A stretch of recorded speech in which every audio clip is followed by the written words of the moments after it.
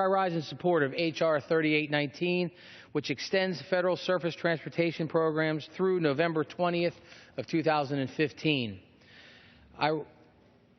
This bill allows states to continue to fund transportation projects and prevents 4,100 U.S. Department of Transportation employees from being furloughed. H.R. 3819 funds these programs at the authorized levels for fiscal year 2014. No offsets or transfers of funding to the Highway Trust Fund are necessary for this extension, since the Trust Fund will remain solvent during this period. Last week, the Committee on Transportation Infrastructure unanimously approved a bipartisan, multi-year surface transportation reauthorization bill. This extension will enable the House to continue its work on this important legislation. H.R. 3819 also includes critical language extending the deadline for railroads to implement positive train control technology to 2018.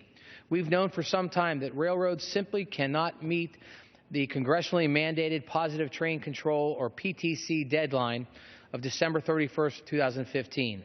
What's become more apparent is how catastrophic it would be for the nation's economy if we don't extend the deadline now.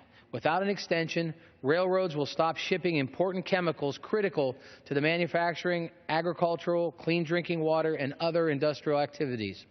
In fact, some railroads are already notifying shippers they will stop accepting chemical shipments by December 1st. This is creating extreme uncertainty across a variety of groups that rely on rail shipments, from farmers who need ammonia for fertilizer to water utilities who need chlorine to purify drinking water.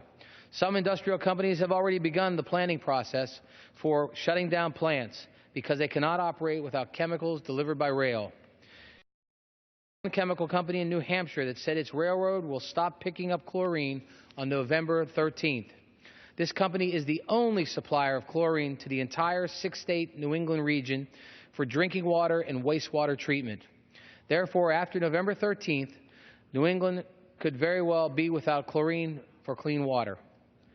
On a broader scale, a PTC-related rail shutdown would pull $30 billion out of the economy in one quarter alone and lead to 700,000 jobs lost in just 1 month. It is our responsibility to extend this deadline now and avoid such harm to the nation's economy.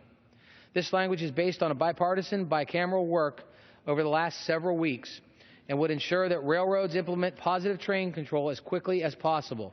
So I urge all my colleagues to support H.R. 3819, and with that I reserve the balance.